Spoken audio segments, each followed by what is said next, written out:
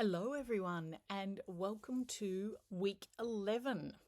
So, this is the beginning of thinking about our role and what part we play in the general education of our children and what our responsibilities are. So, what we're going to do today is we're going to look at what is a professional, what is our accountability as being a professional within our organisations. We're looking at our professional authorities that we are answerable to, our professional organisations that we can belong to, looking at how we build our professional learning network and the role of social media within any of that. So what does it mean to be a professional? And this is where, as a fully qualified teacher who is an educator with a bachelor's degree, you are a professional. Don't ever let anyone undermine you and say, oh, you're just whatever. There's no just in what we do. We are teachers, we are educators, we are fully qualified, we hold the same qualifications as others. We shouldn't ever let anybody else put us down because of the choices we make to work with small children. So it means as a professional that number one, we hold a qualification. We are an expert. So it means that we must convey that to others. It means that we must stay up to date with our information and to make sure that we are in that constant state of learning. As a professional, it means that we do possess specialized skills and knowledge. We know way more about children's psychology, about learning styles, about the curriculum, about how to organize things and so on than lots of our other friends and family members who do not have the skills and knowledge that we do. We are part of a wonderful select group of people who are just as passionate about educating young people as what we are. We have to hold ourselves to a particular set of ethics and standards that are externally regulated, and we've done lots of work in various units around those regulations. And because we are the professional, we must be held accountable for those knowledge and skills to make sure that we are doing the right thing by all the people that we work with. So let's look at that in terms of it going down into the next level. So Early Childhood Australia states that in relation to the profession, as an educator, we will, number one, make sure that all our work is based on good, solid research theories, content knowledge, practical evidence, and knowing the children and families with whom I work. That essentially has been the whole core of this unit. We're going to make sure that we are really taking into account our knowledge, values, skills, and practices, and that we're making that a really positive thing for our community. We're making sure that we are never misrepresenting our profession or our competence or our qualifications. We're making sure that we are modelling extraordinarily good quality practices and giving really good constructive feedback for aspiring professionals. We're making sure that we mentor our new graduates and that we're being a really good advocate for our professions. So that's what it means to be a professional from the point of view of a general definition and then our definition for Early Childhood Australia. Let's have a look at who we are accountable to. So as an education professional, our first and foremost accountability is to the children who are in our care. Then we have our parents, our families, our caregivers. We've got our school and centre staff and leadership team. So we are accountable to those three people the most. We then have our wider local community to make sure that we are engaging with them as much as possible and as relevant as possible. We have our regulatory authorities, which are the external influences that guide what we do. And we have our society that says, these are the general expectations that we think every early years educator should be doing with children.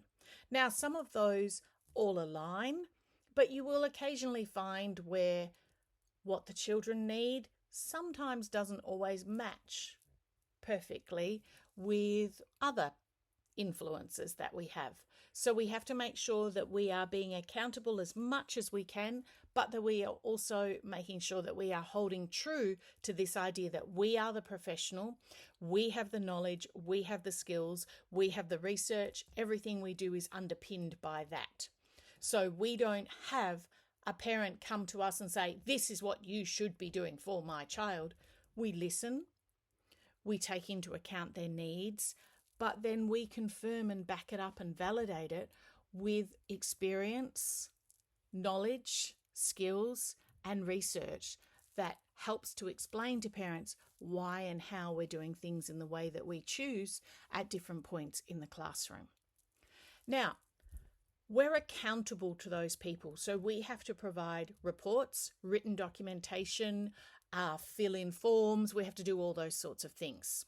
We then have our next level, which are our professional authorities. Now, with our professional authorities, these are the people that actually sign off on our accreditations.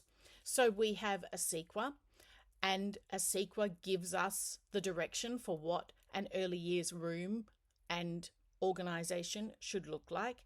We have our TRB that gives us our accreditation to be able to work in a school-based environment. ACARA is our governing authority for our curriculum. AITSL makes sure that we are meeting our teacher requirements. TRB then enforces AITSL. The Education Department, or our other systems that we work for, whether they are the Catholic Education or our ASWA, they define all of the other requirements that we have. And then we have our Department for Communities, which would help us and provide our professional authorities for things that are that straddling line between home and school a little bit more. So our professional authorities, they have the rules and regulations that tell us what we can and can't do, together with our various people and places and organisations that we're accountable to provide reports and so on, as do our professional authorities. Then our next level down is our professional organisations. Now, professional organisations, they are not the accreditation bodies, but what they do is provide lots of wonderful guidance. So we'll look into a couple of these in a few more slides as well. So we have Early Childhood Australia, the Early Years in Education Society, the Early Childhood Teacher Association, the OMEP, and NAGALA.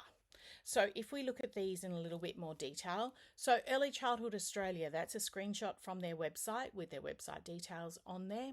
So we have in there lots of support materials for us as teachers and educators. So we've got professional development that we can participate in. We've got parent resources that we can use as the educators and we can direct parents to.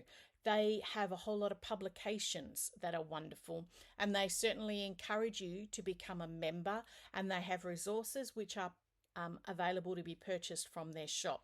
So Early Childhood Australia, you will find that they will have representatives on all of those other organisations that we were talking about with TRB, ACARA, AITSL and so on.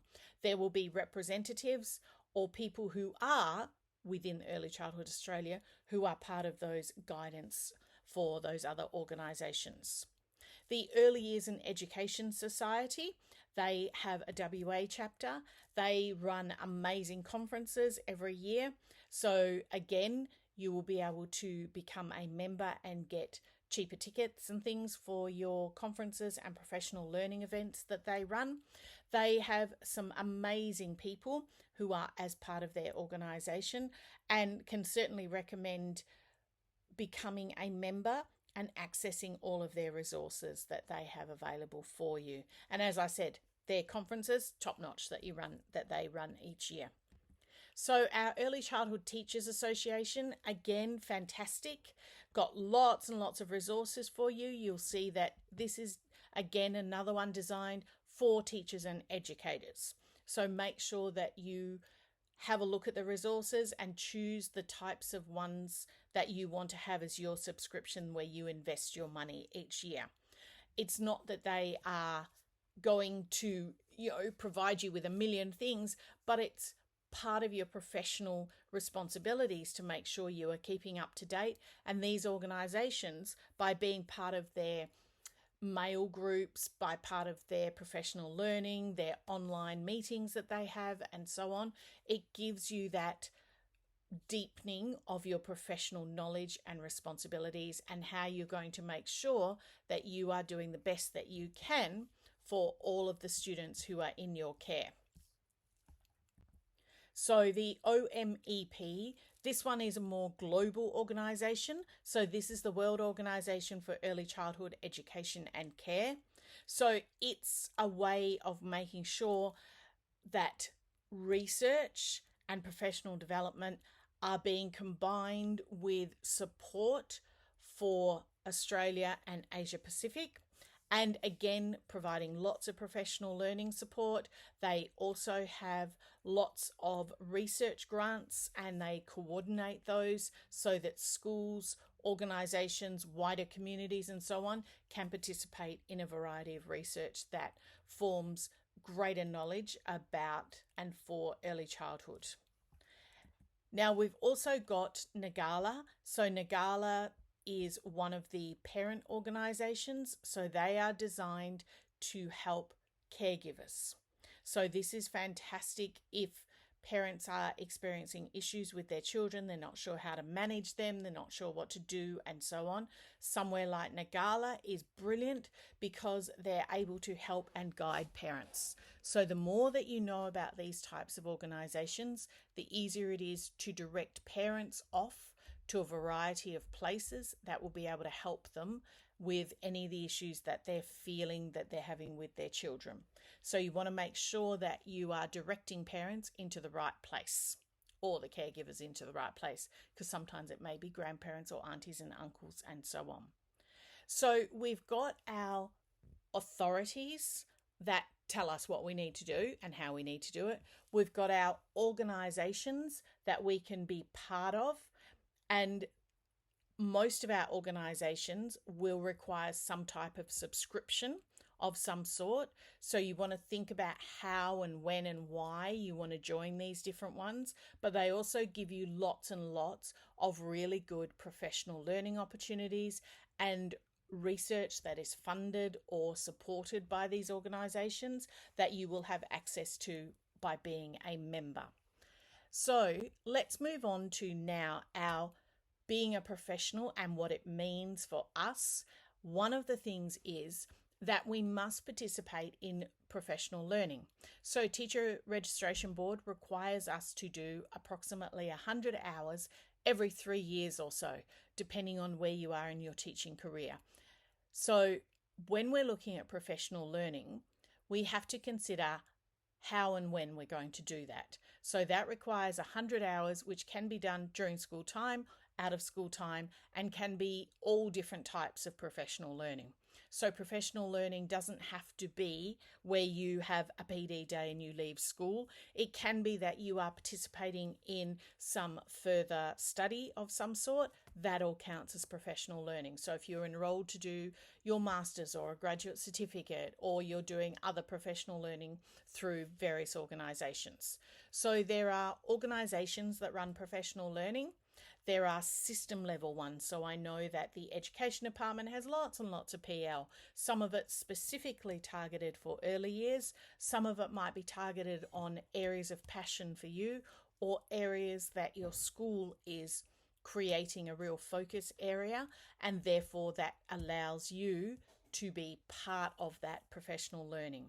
You also then have private PD opportunities, and these will come at a cost. Sometimes your school will fund it, sometimes it might be something that you choose to do on your holidays, weekends, and so on. So I know that I would often pay for things myself because they were something I wanted to do, but they were not part of a school priority. So the school would not pay for it. So I would choose to do it in my holidays or after school. Sometimes I remember leaving like an hour early to get to a PD that was being run after school further away, and the school would support that. They would cover me for an hour or so I could leave a bit earlier to head off to the after school, but then I might pay for that PD. That becomes all tax deductible. So to me, professional learning is very important. That need for constant reiterating of my knowledge and making sure that I'm keeping up to date, and making sure that any of the children that are in my room, I am able to more than adequately support their needs. So looking at your professional learning opportunities that are good to take in, Think about if you ever have a chance to do any of the Kathy Walker materials. So she deals with provocations. You will go to some schools that may talk about being a Kath Walker approach, and they will generally talk about and use the word provocations of some sort.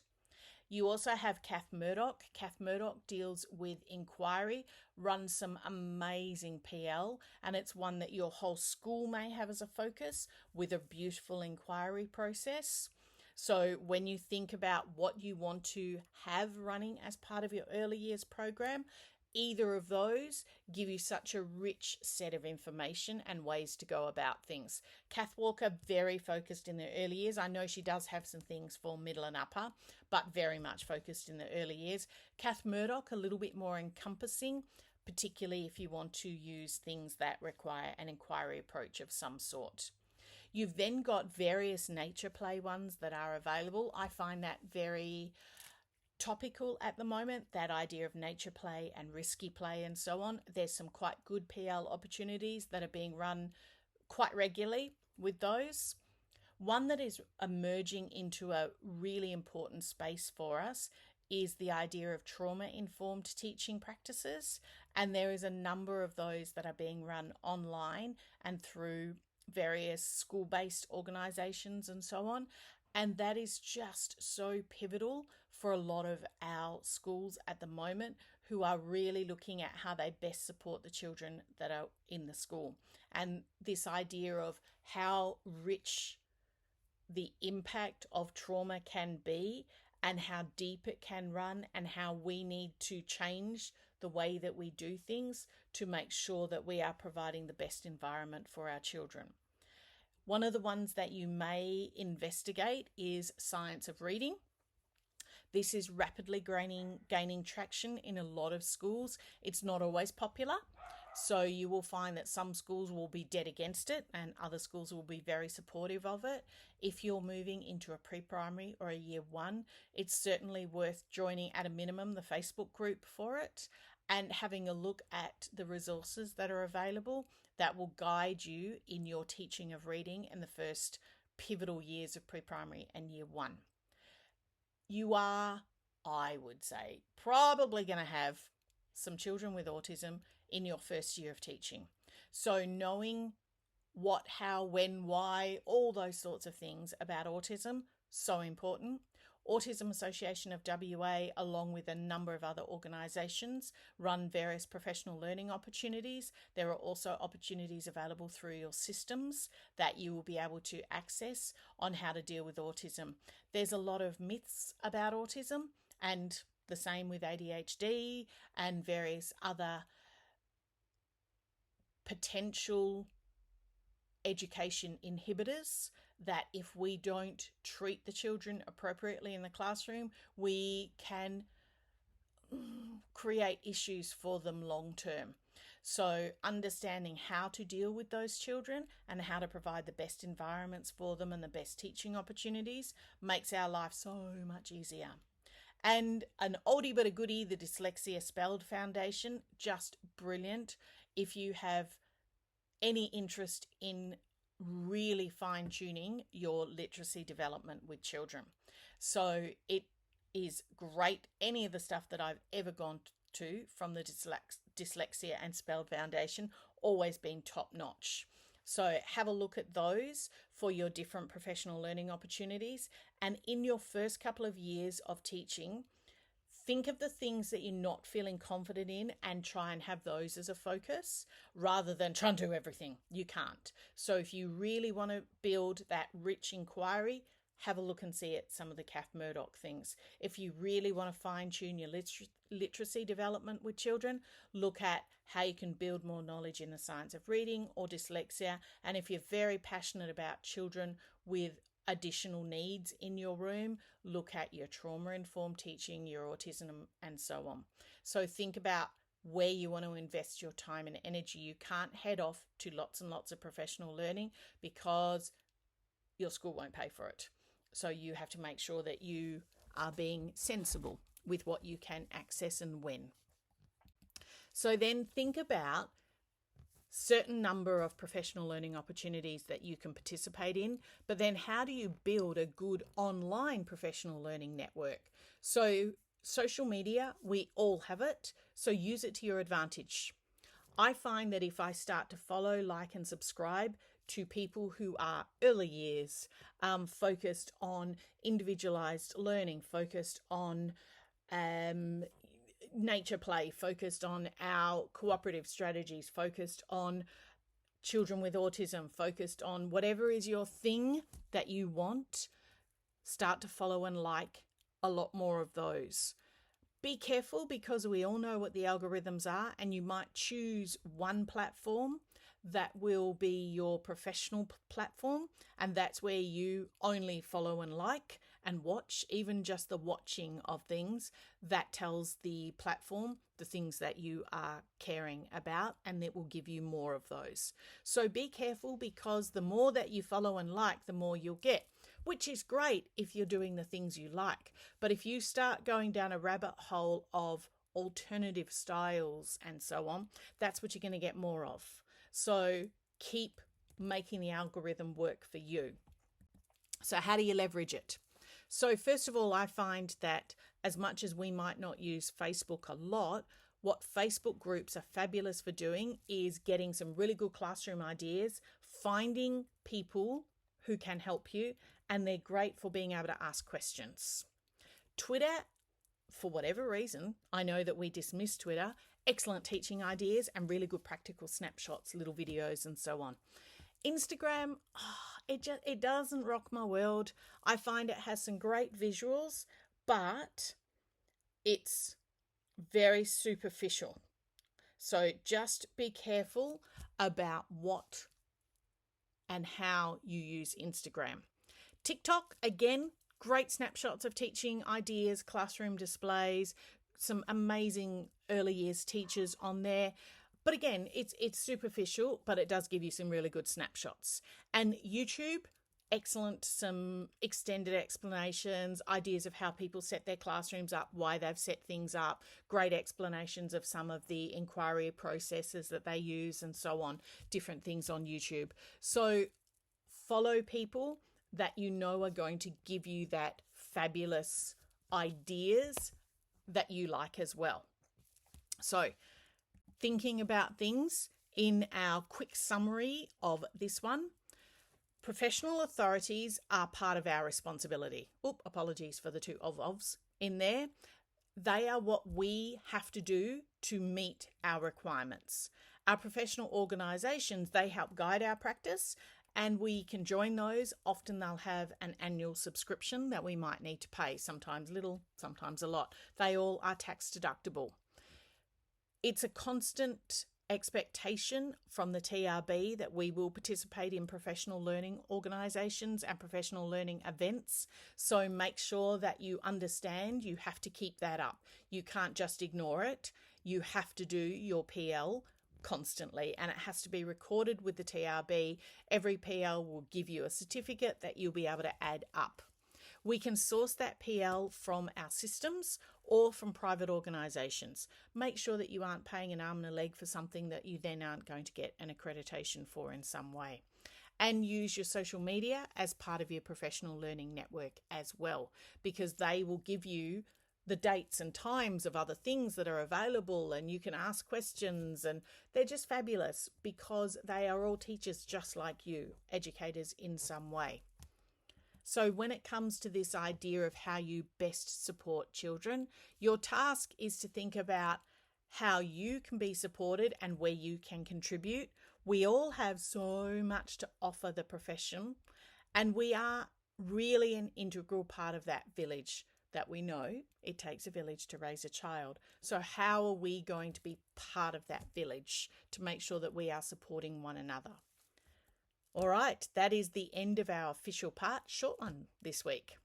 With our tutorials, each of our tutorials in class and our online one this week, lots of presentations, which I always love because I love to see the different ways that people approach different topics and so on. Next week, My goodness, we are already up to week 12. We are looking at the rights of the child and how to be a good advocate for them. And again, we have lots of presentations in our tutorials. So thank you so much. I'm really looking forward to seeing you in class and in our online classes as well. So I will see you all next on Tuesday and looking forward to it. Thanks everyone. Bye.